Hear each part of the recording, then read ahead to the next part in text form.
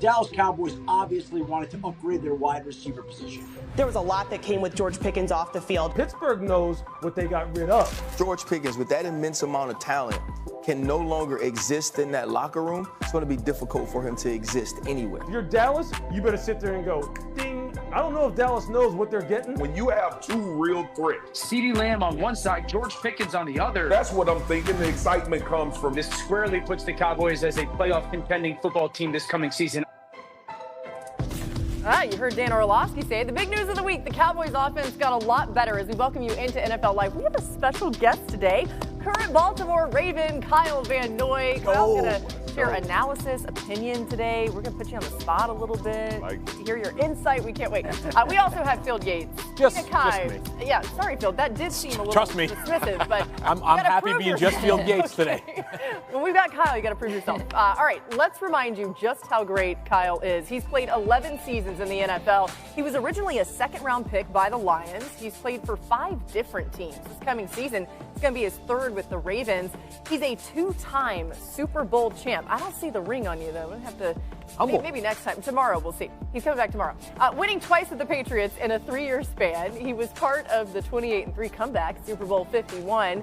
Helped the Pats win again in Super Bowl 53, and Kyle had the best individual season of his career in 2024. 12.5 sacks, a career high, the 4th most in the NFL, leading to his first Pro Bowl. It was fun to see you there as well. That's pretty. You feel good after seeing all that. That's a good hype up. I'm ready to play again. You got a decade left in your career at this rate. I'm ready to go. Thanks that was a great intro. You're only getting better as you go along. I mean, not many like fine wine. I love it. There we go. I was hoping you'd say that. All right, now back to a guy that Kyle played twice a year. George Pickens spoke about being traded to the Cowboys. This just came in moments ago. I'm grateful to be here, and I'm grateful to play with Dak. As far as, roles and stuff like that, I'm just here to work. Whatever role finds me best is where I'm going to find myself. And I feel like growth for me is taking a great direction and me coming to the Cowboys. I'm kind of where my feet are right now, to be honest. I'm not really thinking about contract talks. I'm just glad to be here at Cowboys right now and, trying to build a winning culture.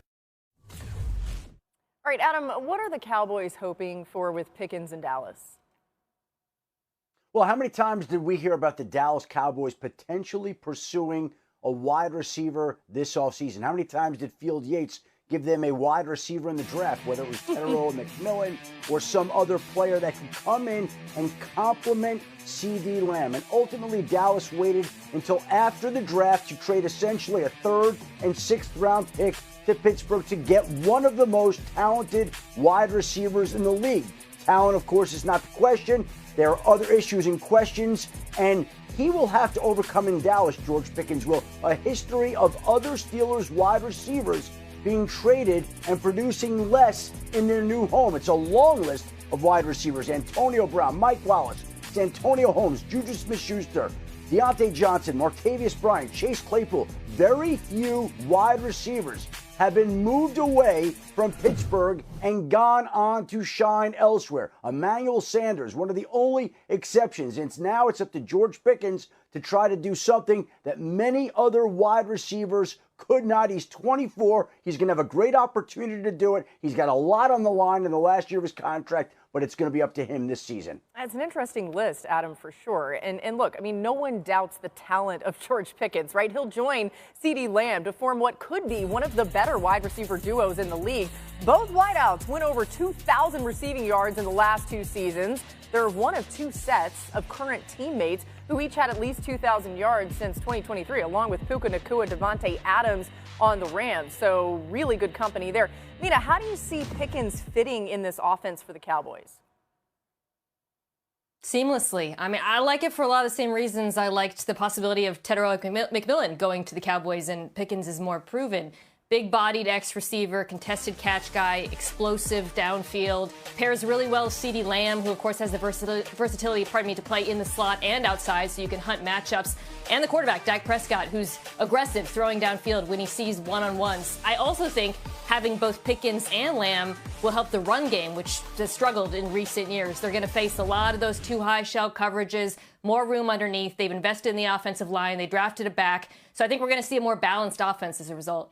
Yeah, Kyle, you heard what Pickens said about Dallas. You've been traded before. How does a player go about entering a new locker room, trying to ingratiate himself with everybody else already in there? Yeah, I mean, the biggest thing is gaining the trust of your players and your teammates.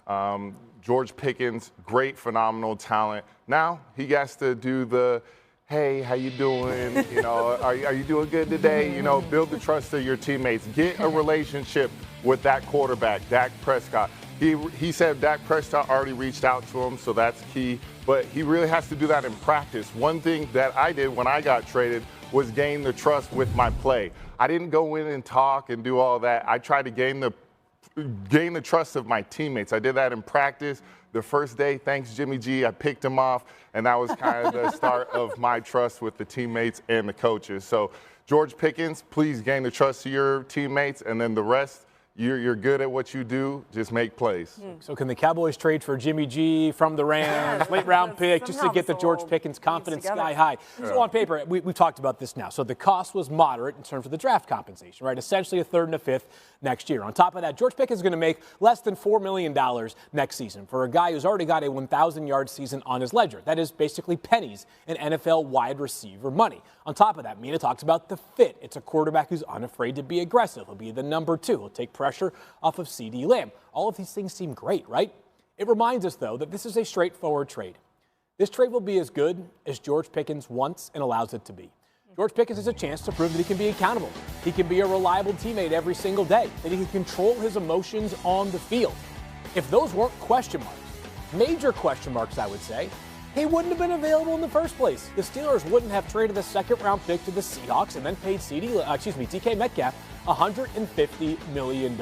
On paper, there's so much to like about this trade. And for a guy who's going into the final year of his rookie contract with this huge pot on the proverbial other side of the rainbow available, Kyle, this is a massive, massive opportunity for him to make good on what seems like a tailor-made fit. Yeah, I mean, Jahan Dodson was traded last year from the Redskins to the Eagles for a third-round pick. I think the Cowboys are getting great value in a third-round pick. But more importantly, let's say he does ball out and they don't want to pay him. The Cowboys get a comp pick when he gets paid by another team, and I think that's really, really good value as well. Okay, if the great Eric DeCosta, the GM of your Ravens franchise, is watching right now, he's so proud. You're talking about the potential for a comp pick. Nobody loves their comp picks like the Baltimore Ravens. You are truly a Raven. Right? Well done. I love it. I mean, it's funny. I've even seen some stuff on Twitter where people were like, oh, look, you know, Jerry Jones and Howie Roseman, they're both playing this so well. And I don't think any of us think that Jerry Jones is quite the level of what Howie Roseman has done. But you do see some of these moves that the Cowboys have made, and you say, okay, we see what you're working toward here. All right, let's get back to Kyle's team, talk a little bit more about the Ravens. They made some key additions on both sides of the ball this offseason. In free agency, Baltimore added DeAndre Hopkins to the wide receiver group. They signed Cooper Rush to be Lamar Jackson's backup. They focus on the defense early in the draft, selecting safety Malachi Starks and edge rusher Mike Green in the first 2 rounds. Kyle, let's talk about this Ravens defense, okay? What do you think is the next step for you guys? The next step is get to that last game and eventually win that last game. But really, I think what they did in the draft was really, really good. EDC, he's one of the best in the NFL at being a GM. I think getting Malachi Starks, complement Kyle Hamilton on the back end, as well as Adarius Washington.